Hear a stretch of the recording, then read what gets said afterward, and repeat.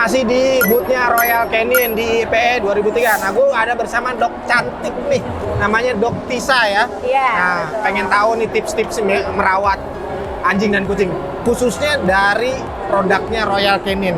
Yang gue denger itu ada produk yang memang spesial khusus buat medicated. Yap, Bisa dijelaskan nggak sih itu sebenarnya purpose-nya seperti apa? Yes, kita bilangnya vet prescription diet ya, atau vet diet gitu ya. Tentunya ini kenapa dibeda-bedain, karena ya jelas ya, sama kayak manusia, kucing aja itu beda-beda kebutuhan nutrisinya.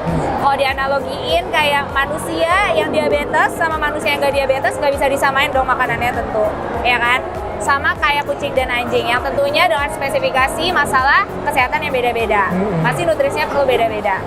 Contoh kecilnya banget aja ya, kita juga punya makanan khusus untuk diabetik. Diabetes khusus. Nah, itu harus digunakan jika memang ada kondisi-kondisi tertentu yang memerlukan makanan tersebut. Bahkan bisa dimakan, dikonsumsi sampai long life. Kayak gitu. Selamanya dia harus makan itu. Yes, betul. Dan kenapa penting banget sih ngasih makanan yang tepat gitu ya? Yang tepat tentunya ya. Tepat tuh berarti kayak gimana? Sesuai dengan usia, sesuai dengan gaya hidup, sesuai dengan aktivitas, ukuran tubuh, sampai kebutuhan khususnya dia yang tadi fat diet itu ya. Kenapa penting? Soalnya itu akan mempengaruhi kualitas dan kesehatan hidup dia sampai sepanjang hayat. Oke. Nah, terus tadi juga dapat info bahwa yang medicated itu memang harus konsultasi ke dokter hewan. Yap, betul. Artinya tidak bisa langsung kita pakai gitu yes, ya. Yes, betul. Fat diet kita itu harus digunakan dengan rekomendasi dokter hewan ya, vet ya. Iya, harus ada resep. Karena sama kayak obat di manusia, dia punya kontraindikasi tertentu. Jadi untuk memberikan diet tersebut atau makanan tersebut harus melalui pemeriksaan-pemeriksaan tertentu. Kayak contohnya pemeriksaan darah, terus pemeriksaan urin. Itu hal-hal contoh kecil aja. Nah, dari hasil diagnosa itu baru ini bisa ditentukan. Yes, betul. Gitu. Nah, berapa varian penyakit sih yang bisa di-cover oleh produk yang medicated ini? Oh, banyak banget. Banyak banget yang di harusnya di global udah puluhan, yang di Indonesia baru masuk beberapa belas doang. Berapa belas aja ya? Bahkan ada puluhan juga sih, tapi puluhannya pun nggak sampai 80 gitu ya, di global udah 80 ke atas. Variannya sudah variannya udah banyak banget.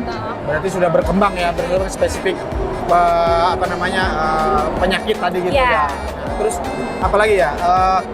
Tadi kan juga ada info dia bahwa pengkategorian pakan itu ada yang indoor, ada outdoor. Itu tuh pertimbangannya apa tuh? Oke. Bisa kayak gitu. Ini rada teknis ya, tapi bear with me aja ya, dengerin aja dulu ya. Jadi kuliah nih kita sedikit kuliah. Iya. Gue analogin lagi, jadi kayak manusia yang sering di rumah terus.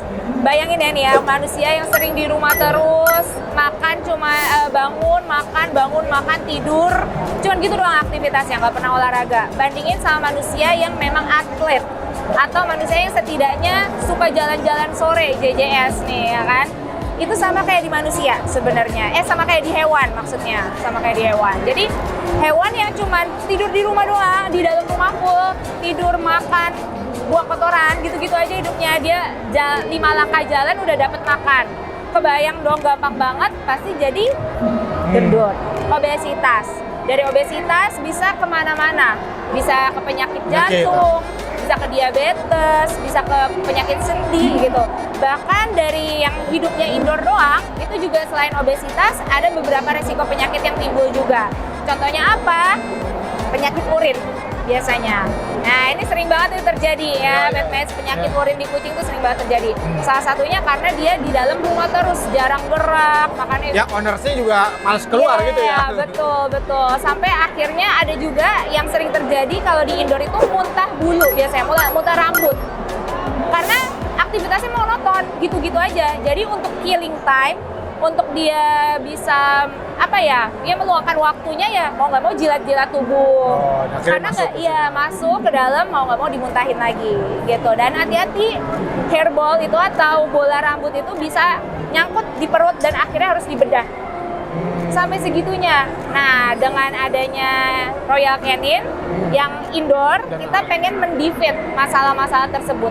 Gitu. Kita pengen meminimalisir resiko-resiko Dan kejadian. speknya beda ya memang ya. Spek nutrisinya beda ya. Beda sama yang outdoor. Kalau yang outdoor dia aktivitasnya tinggi banget. Jadi kita tinggikan kalorinya, proteinnya. Yes, betul. Ya, jadi komposisi itu yang membedakan. Komposisi itu yang di dalamnya. Kalau ibarat puzzle-nya beda-beda. Nah, gitu. Tentunya ini base-nya sudah R&D ya. Iya, artinya betul. sudah di trial. Yes, betul. Jadi basicnya Royal Canin itu masalahnya timbul dulu, terus kita observasi, wah kenapa nih kok bisa nih? Habis observasi ketemu solusinya. Nah, solusinya akhirnya kita buat formulasi makanan yang tepat. Oke. Gitu. Bukan makanan dulu yang timbul baru masalah. Masalah dulu timbul baru makanan. Makanya apa yang dirasakan oleh petnya juga. Yes, betul. Makanya relate banget sama kejadian-kejadian yang ada di kucing dan anjing. Sampai banyak banget main itemnya. Saya masih ada tadi baru keingetan kalau yang soal produk kembali agak sedikit kembali yang kaitannya dengan produk medicated itu apakah ada beda efektivitas ya kan? Kalau misalnya dia ada satu penyakit terus dikasih obat langsung dengan melalui pakan. Nah, itu gimana? Sebenarnya makanan di sini itu bukan serta-merta dikasih makanan ini langsung sembuh. Oke. Nggak gitu. Jadi tetap kayak manusia. Ya kalau gatel, kalau misalkan infeksi bakteri, bakterinya diobatin, panasnya diturunin. Nah sama kayak di hewan. Jadi makanan ini hanya menjadi, yuk saya dukung dengan pengobatan utamanya. Jadi pengobatan utama dari dokter dapat, pengobatan dari nutrisi dapat. Artinya itu bisa bersamaan ya? Yes, saling berkesinambungan. Gitu ya? Gitu.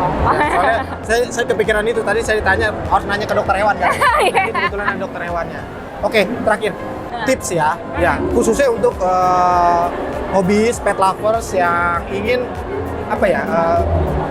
petnya atau hewan peliharaannya itu sehat terus gitu kan. Ya pasti ada sakitnya, tapi bagaimana menjaga kesehatan itu stabil gitu. Oke. Apa aja sih dok? Kita bilangnya 3 segitiga kesehatan hewan, Bang Agri. Jadi yang pertama adalah aktivitas dengan pemilik hewan.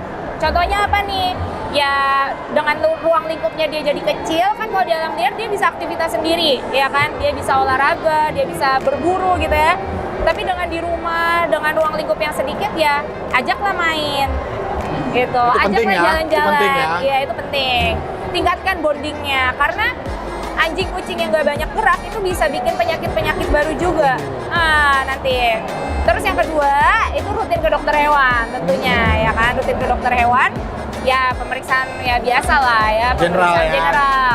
Mulai dari vaksinasi rutin, terus obat tetes kutu rutin, deworming, atau obat cacing secara rutin ya, hal-hal yang seperti itu. Kualitas rambut dan kulit yang harus diperhatikan gitu ya.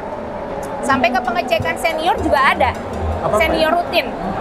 Cek rutin senior, kayak kalau manusia kan kalau udah senior dicek biokimia darah, fungsi jantung, fungsi ginjal. Khusus yang buat senior. Khusus untuk senior itu batasan juga. umurnya berapa tuh kalau senior? Nah, kalau anjing kecil dia di 8 tahun ke atas bisa dibilang senior. Kalau anjing medium sama yang gede-gede gitu ya, anjing sampai makan maksi, ukurannya 5 tahun ke atas sudah dibilang senior, omong-omong apa-apa. Kalau kucing itu 7 tahun. 7 tahun ke atas 7 tahun ke atas. Jadi beda-beda. Gitu ya. Nah, tadi kan udah yang kedua itu rutin ke dokter hewan. Yang ketiga adalah peran nutrisi. Berikan nutrisi yang tepat. Yang tepat ya, bukan yang mahal. Nah, itu tadi gue bilang. Itu yang penting. Kan harga belum tentu tepat gitu kan. Harga yang tepat. Itu belum tentu tepat gitu. Jadi tiga itu ya. Oke, jadi makasih nih ilmu ini doknya. Jadi yang gue inget cuman yang kedua, rutin ke dokter hewan. Terutama dokternya yang kayak gini, gue bakal rutin ke dokter hewan, ya nggak? Oke, itu dia dari Dok Tisa ya, di Royal Canin. Habis ini kita keliling, kita lihat apa sih keseruan di booth-nya Royal Canin. Thank you.